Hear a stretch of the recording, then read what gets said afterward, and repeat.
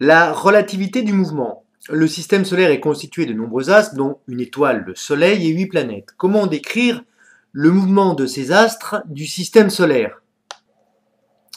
Système et référentiel. Premièrement, définition du système. Avant de commencer toute étude de mécanique, donc toute étude de mouvement, il faut préciser l'objet qu'on étudie. Cet objet est appelé un système. Pour ne pas compliquer l'étude des trajectoires, les systèmes que nous étudierons cette année en seconde seront des points généralement. Si les objets considérés sont très petits, atomes, électrons, on les assimilera à des points. Le système sera qualifié à ce moment-là de ponctuel. Si les objets sont plus gros et ne peuvent pas être réduits à un seul point, le système sera un point de l'objet. Par exemple, si on étudie le mouvement d'une bille, le système sera le centre de la bille. Très souvent, on étudie le mouvement du centre de gravité ou d'inertie de l'objet. Généralement, le centre de gravité de l'objet correspond à son centre géométrique. Lançons ici un palais sur une table horizontale sans frottement. Nous voyons que ce palais se déplace. Nous pouvons étudier différents mouvements. Par exemple, le mouvement du centre du palais, centre d'inertie du palais. Nous remarquons que ce mouvement est rectiligne uniforme, c'est-à-dire qu'il se déplace à une vitesse constante et la trajectoire du point est une droite. Mais on peut étudier aussi un autre mouvement qui ne serait pas le centre d'inertie du palais, mais un autre point. Et nous voyons à ce moment-là que ce mouvement est curviligne quelconque, la vitesse n'est pas constante et la trajectoire est une courbe. En mécanique, on a toujours besoin d'un référentiel d'étude pour étudier un mouvement. Prenons le cas de cette personne petit a, qui regarde en face de lui une personne petit b. Cette personne petit b, elle ne bouge pas. Elle ne bouge pas par rapport à quoi? Par rapport au référentiel train. C'est-à-dire, on se met dans le train, on regarde la personne b, elle ne bouge pas. Par contre, si on se met dans un autre référentiel, le référentiel quai de la gare par exemple, eh bien à ce moment-là, le train se déplaçant par rapport au quai de la gare, le mouvement ne sera plus l'immobilité, mais sera quoi? Ce sera un mouvement peut-être rectiligne, rectiligne uniforme, si la vitesse est constante, ou accéléré. Donc, le mouvement dépend du référentiel d'étude. On va bien maintenant définir ce que c'est qu'un référentiel d'étude.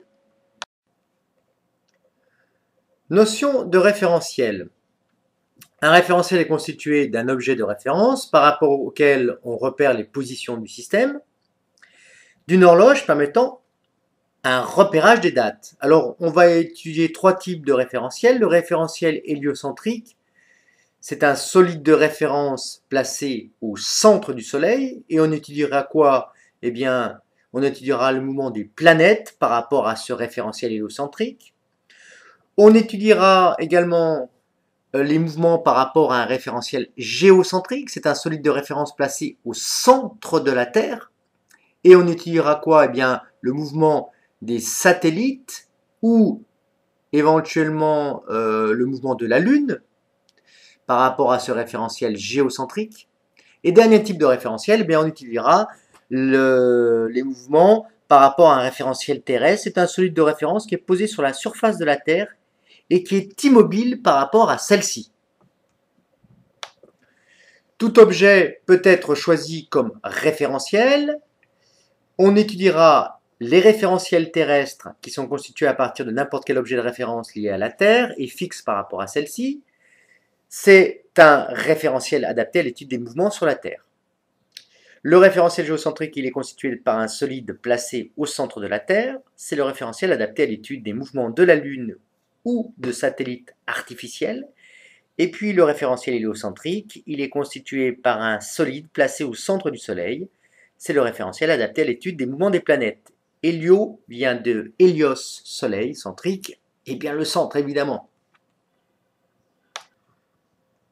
Qu'est-ce qu'on appelle trajectoire d'un objet? On va voir la trajectoire du centre d'inertie de trois planètes, la Terre, Mercure et Vénus, par rapport au référentiel héliocentrique, c'est-à-dire par rapport à un solide de référence placé au centre du Soleil, grâce à l'excellente animation de M. Gastebois. Eh bien, la trajectoire, c'est l'ensemble des positions successives du point au cours du temps. On voit que toutes ces trajectoires des centres d'inertie de ces planètes sont circulaires.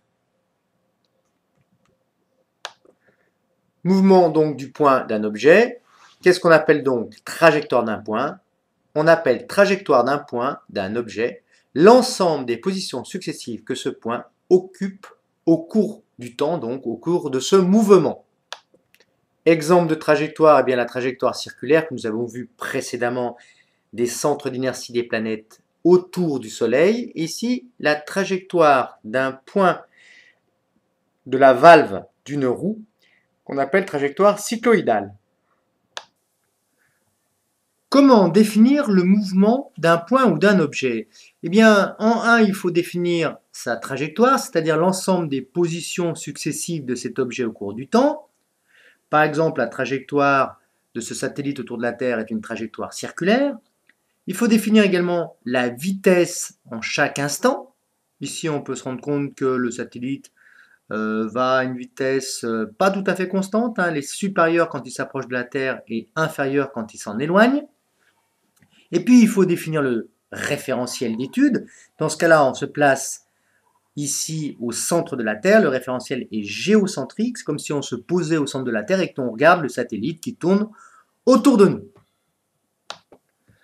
Pour définir le mouvement d'un point, il faut donc préciser le référentiel d'étude, la vitesse du point en chaque instant et sa position à chaque instant, c'est-à-dire sa trajectoire. Nous verrons plus tard aussi qu'on peut définir par exemple l'accélération. Quelques exemples de mouvements. Si le mouvement est rectiligne, alors